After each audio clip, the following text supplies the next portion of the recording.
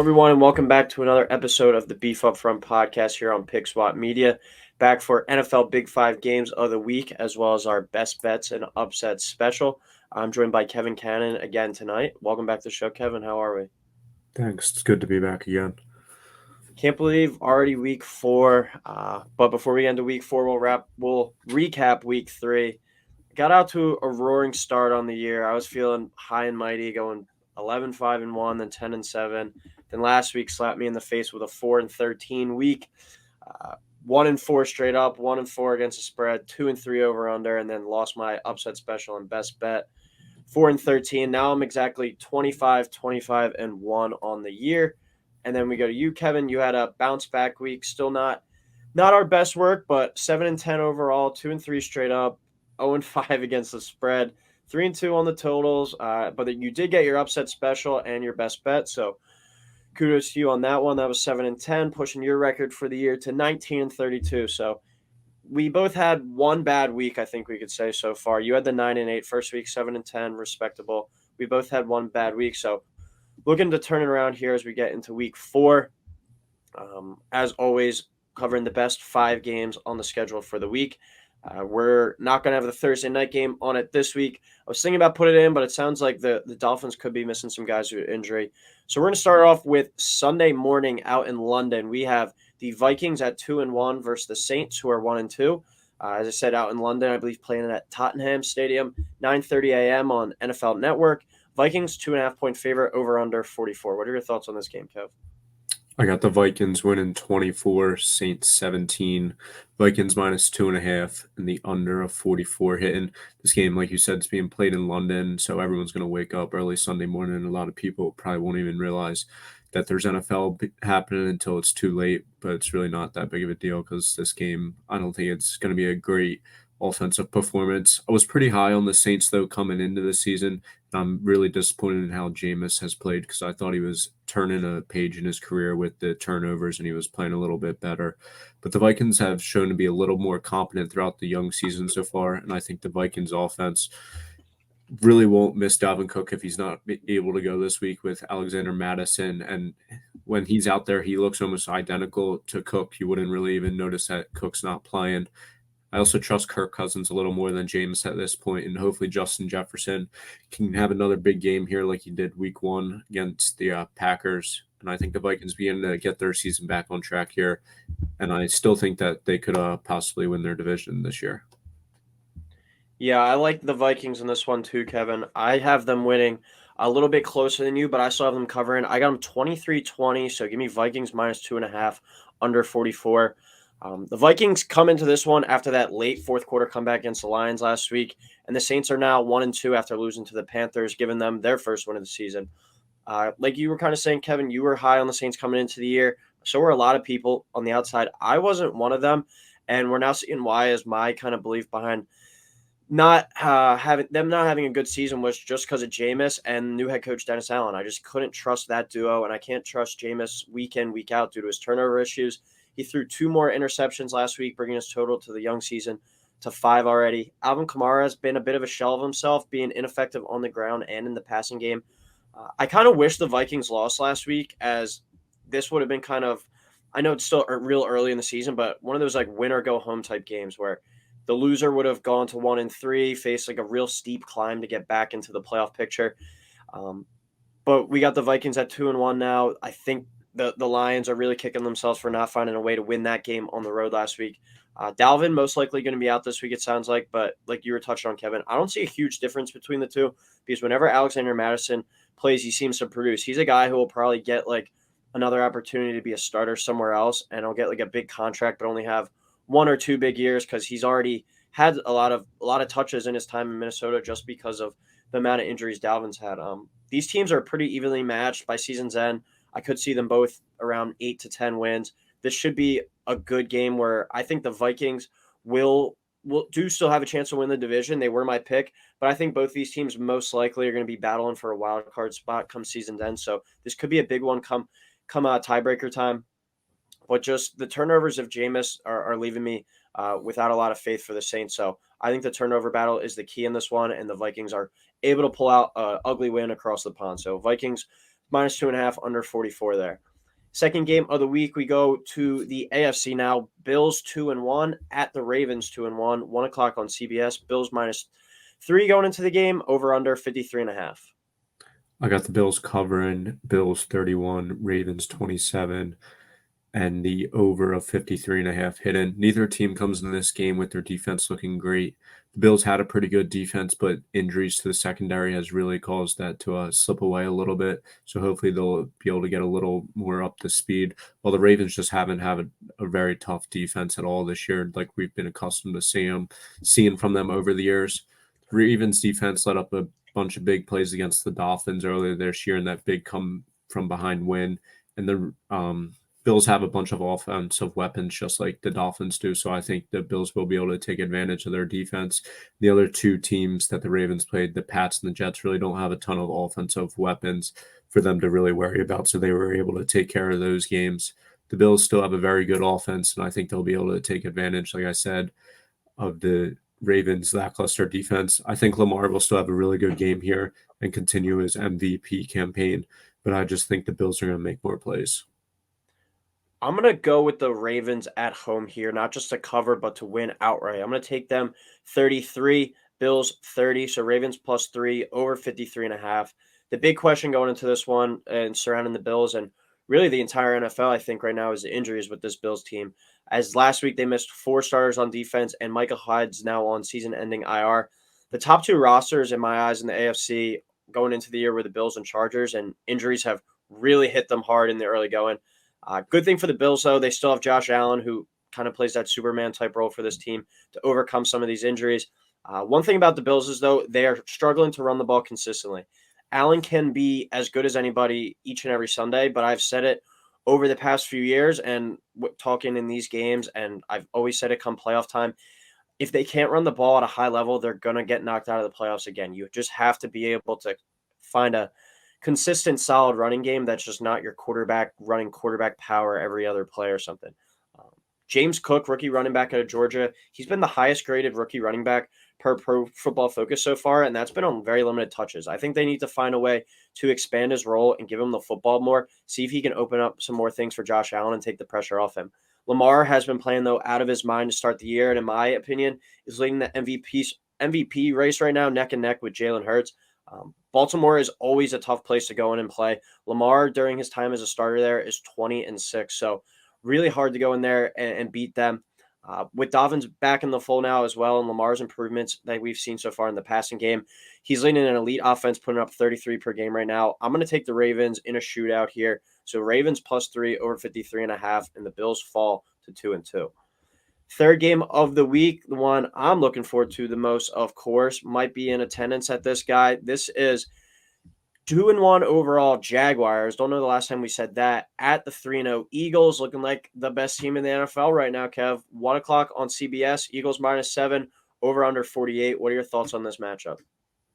I got the Eagles winning 31, not covering though. So the Jags with 27 and the over of 48 hidden. Both teams have looked great to start the year. The Eagles, like you said, potentially the best team in the NFL in the young season. But Doug Peterson's coming back home to the link this week. So hopefully we'll get a chance to see a statue outside the stadium. I heard him say today that he's never seen it in person. The Eagles are the better team and they will come out on top of the Jags here, but I think the Jags are going to play tough and make it a real tough game for the Eagles to just walk away with. So the Eagles aren't going to be able to just manage the game and run the clock out in the second half like they have the past 2 weeks. Trevor Lawrence has taken a step forward in year two here after a terrible first year under Urban Meyer and just a whole bunch of chaos and dysfunction down there in Jacksonville. I think Peterson's done a really good job of just stabilizing that franchise, and he's a really good coach, and he's taken advantage of his QB, who was once in a generational talent.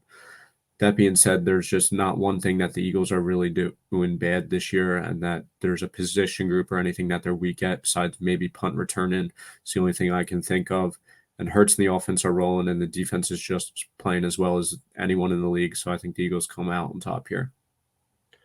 I agree, Kev, with the Eagles winning this one. I thought last week might have been a trap spot, and Washington would keep that game close and definitely cover. Um, I just can't think that way with this team right now. They're looking too good and too dynamic, and like you said, have kind of just been stalling out on offense a little bit and maybe just running it, just trying to win the game in the second half. I think we see this week a full four-quarter performance and just how good this team really is. So I think Eagles win this one pretty comfortably. I'm going to have them 30, Jags 17, so Eagles -7, under 48. Very impressed with the Jags, though, so far in the Peterson era. They're a few plays away from being 3-0. They could have won that game definitely in week one versus Washington. But this game just really, really hits the heart hard with this one. A lot of fun memories. Doug Peterson was the head coach during the most exciting time in Philadelphia Eagles history. And he returns here for the first time since leaving the Eagles and that mess after 2020. So going to be really cool to see him. Really excited to see all the cheers and all the praise I think that he gets and that he deserves when he comes back out onto the field on Sunday as head coach. But leading Trevor Lawrence, he's looked great so far these past 2 weeks. And then they made that cross-country trip, which is never hard, all the way to LA, beat that Chargers team that many, including myself, view as a top-flight team in the NFL. As always, Chargers somehow get ravished by injuries, but that's a story for another day. But this game is all about the Eagles, in my opinion. They've looked from top to bottom the best team in the NFC, probably the NFL as well, if you take out all the injury woes that the Bills have been going through. They played great pass coverage, which I've been most impressed with probably. Rushed the passer really well last week, opened up the passing game, have rejuvenated Miles Sanders looking like a dynamic back again. The list goes on and on. You can't really nitpick anything except maybe the punt return in the second half offense like you were touching on. I think until they give you a reason why, you have to pick them to win, and you have to pick them to win comfortably. So I think Eagles spoiled Doug's return to Philly by winning by 2 touchdowns here, get them 30-17. So Eagles -7 with under 48. Fourth game of the week, Sunday Night Football now. Chiefs at 2-1, at the Bucs 2-1, 8:20 on NBC. Chiefs are 3-point favorite, over under 45. I got the Chiefs winning by 10, 30, Bucks 20, Chiefs covering that 3-point spread, and the over of 45 hidden. The Bucks offense is not getting it done at this point, and it's hard to see anything really changing with so many moving parts all over their offense, with people retiring in the offseason, unretiring, and then just injuries that have hit the wide receiver and offensive line position all season long. It's more likely that the Chiefs figure things out on offense than the Bucks. They have shown it at times this year that they still can be not the Chiefs that we're used to, but still a very dynamic offense, while the Bucks really haven't shown anything.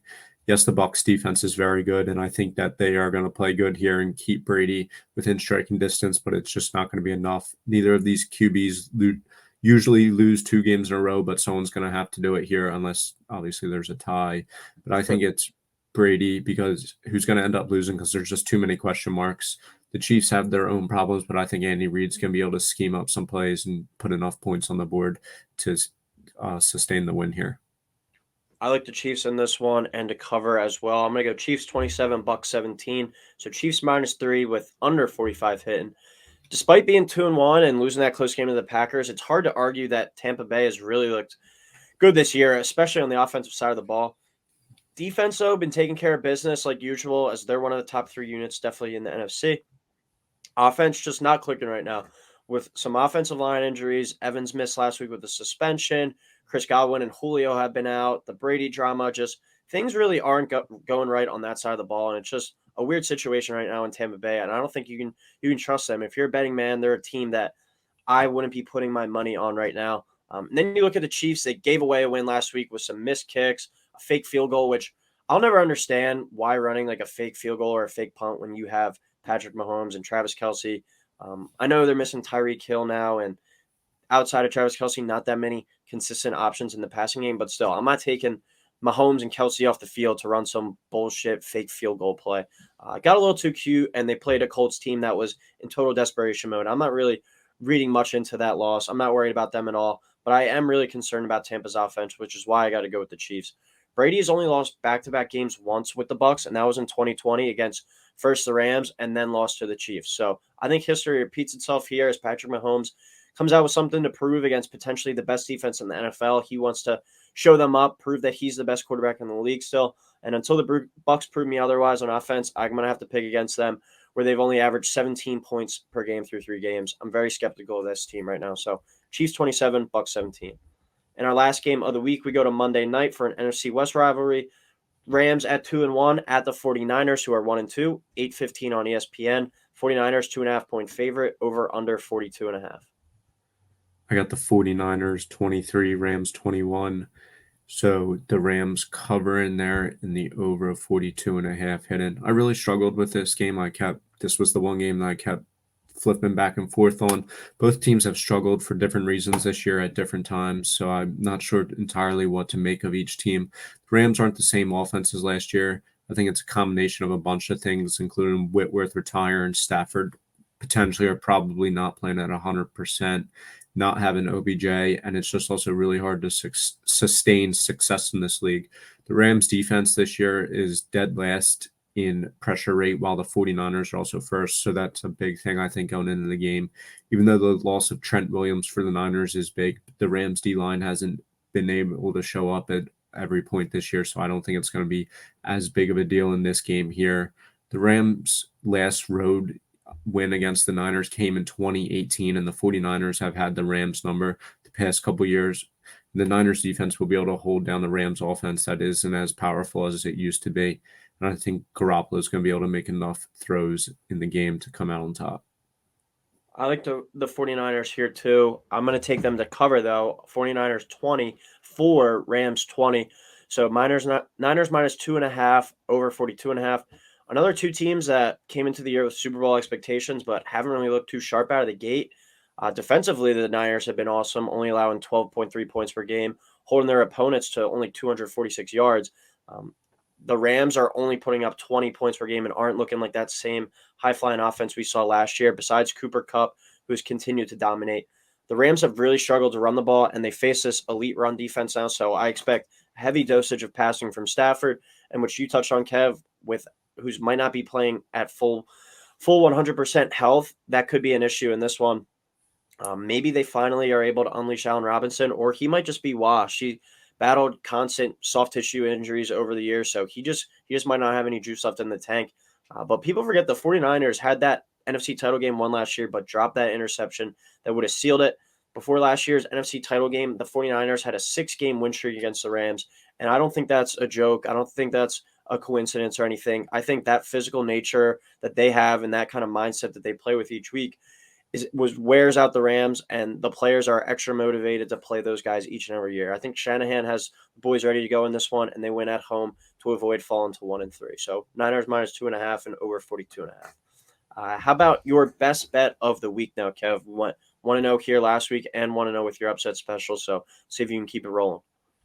I'm going Cowboys -3 versus the Commanders. The Eagles last week kind of put the blueprint out there. The Cowboys are going to follow. Parsons and Lawrence could have a field day against the Wentz, who holds onto the ball, and the terrible offensive line. Cooper Rush has also shown he can be trusted, and he won't need to put up a ton of points up on the board to win this game. So I'm going Cowboys -3. All right. I'm going to go my best bet of the week. I'm going to take the Lions Seahawks under 50. These two teams are averaging a combined 47 points per game, with the Seahawks only scoring 15.7 points per game so far. I really like the Lions to win in this one. I think they could win going away. I think we're looking at like a 31-14 type game here. I just don't really see these two teams finding a way to engage in a high-level shootout. Seahawks haven't broken a total of 50 in any of their games this year, and I think the Lions' defensive line is going to give that young Seattle offensive line some trouble, causing some turnovers and whatnot, and leading to a pretty comfortable win by the Lions. So with that being said, I like Lions spread as well in this one. Not sure what the number is right now, but I just don't see the Seahawks being able to put up a lot of points in this one with Geno Smith still at the helm. So I like the under in this game. And then we go to our upset special. I'll start us off with this one. I'm going to take the Atlanta Falcons this week against the Browns, currently +2. So they're +110 on the money line. Falcons are better than expected. I think they've been a bit more surprising. And having some more success on the offensive side of the ball with Mariota and some of those young offensive pieces, with Cordell Patterson turning in a second straight good season at the running back spot in a row. They're a fourth quarter collapse away from against the Saints from being 2-1. You could say that about a lot of teams, but still, that's a team that a lot of people didn't look at coming into the year as a team that would be winning 4 or 5 games. They're definitely looking like a team that has potential to do that. Myles Garrett could be out this week for the Browns after that scary car accident. And despite Jacoby Brissett's pretty good start to the season, I don't have faith in him to continue winning games on a week-to-week basis. So especially going on the road here, that's never easy in the NFL, despite the home team that you're traveling to. I think it's things are looking good for the Falcons this week. Potentially even going forward to be like a 6 or 7 win team. But I like them to pull off the upset this week. +110 on the money line there against the Browns. So my upset special is the Cardinals +1.5, +100 at the Panthers. Both teams really aren't great, and I'm struggling with this pick a little bit. But I just think the Cardinals are a better team than the Panthers, and I don't trust Baker Mayfield at any point in a game at this point in his career. And I also just think Matt Rule might be on the way out, so I see the Cardinals in the upset victory here. You think Matt Rule will be spending some more time at Cape May? He definitely will. All right, well, that'll do it for NFL Big Five games of the week. Any last second comments before we head out, Kev? Hopefully the Birds move to 4-0. All right, we will talk next week.